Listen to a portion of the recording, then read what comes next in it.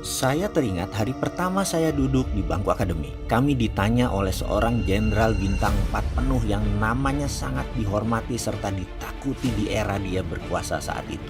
Dia bertanya, apa tugas intelijen? Yang hadir di ruangan itu terdiam semua. Dan beliau jalan keliling-keliling dan tepat di depan meja saya dia stop dan menggebrak meja saya. Apa tugas intelijen, Mardigu?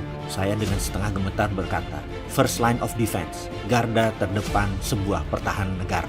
Kelas mendadak hening dan menegang karena dia bergeming dan wajah kerasnya memerah.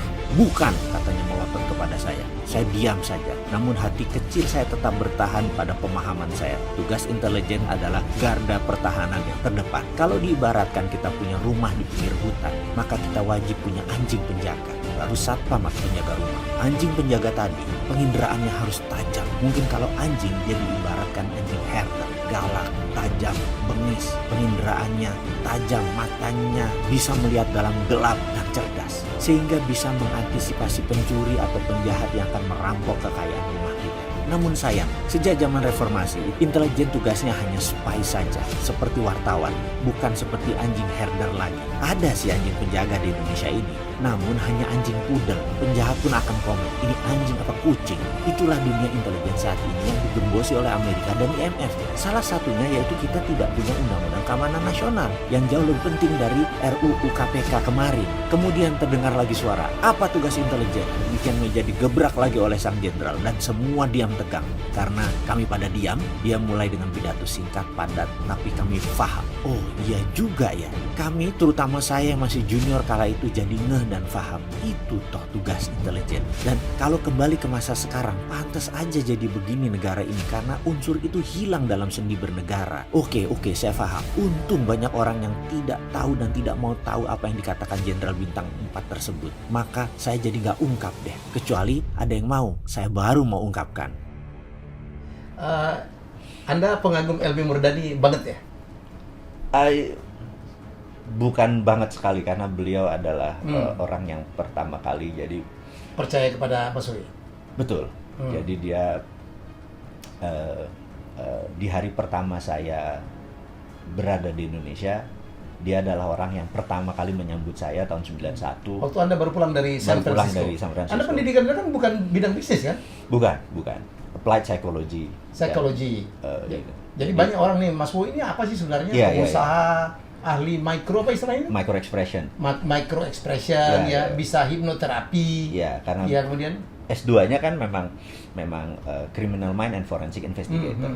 Jadi kemudian kita ngambil ada short course untuk disertasi saya adalah state sponsor terrorism. Jadi disitulah saya mengenal tentang dunia terorisme 4.0 di mana disponsori oleh negara gitu ya. Kalau terorisme 1.0 adalah misalnya kayak kartel Medellin, Pablo Escobar dia menekan langsung gitu. Kalau 2.0 sudah kayak ISIS dan lain sebagainya, 3.0 udah pakai teknologi, dan 4.0 negara. Jadi state sponsor terrorism. Jadi kayak negara-negara Libya itu dikonsider sebagai state sponsor terrorism gitu. Oh gitu ya. Jadi itu yang dipelajari Mas Wi. Itu yang dipelajari karena itu waktu pulang Pak LB beliau Murdani menyatakan bahwa ini orang cukup berbahaya karena waktu dulu Indonesia cuma 2 orang yang melakukan state sponsor terorisme, Pak Harto dan Pak Murdani.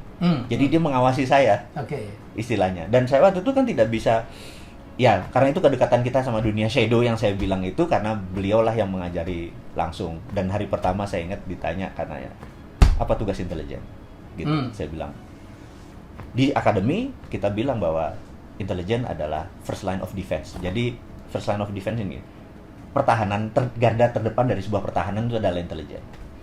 Nah, first line karena itu intelijennya itu harus mengendusnya tajam. Kita bukan intelijen, ada 6 fungsi intelijen, salah satunya spy, salah satunya mata-mata. Jadi kita bedain gitu ya.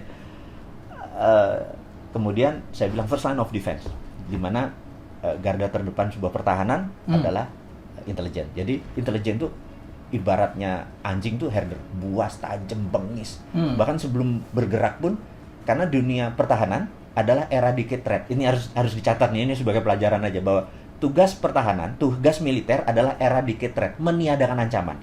Tugas polisi adalah mempidanakan ancaman. Jadi kalau perlu belum ada ancaman sudah hilang. Itu di intelijen. Itu di intelijen, Oke. gitu ya, belum ada ancaman. Jadi ini cenderung antara cenderung ada threat atau ancaman sudah dihilangkan dulu. Karena itu kesannya melanggar HAM, kesannya. Nah, Barat untuk membuat kita tidak canggih dianggap hak asasi manusia itu tinggi.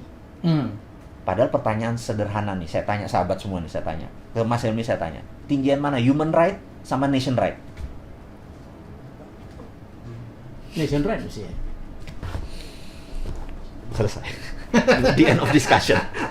Dan itulah Pak Murdani pesan ke saya, nation right lebih tinggi yang membuat ini Indonesia ini intact, Indonesia ini utuh, Indonesia ini ke depan menjadi bertahan 1000 tahun karena nation right di atas human right, gitu.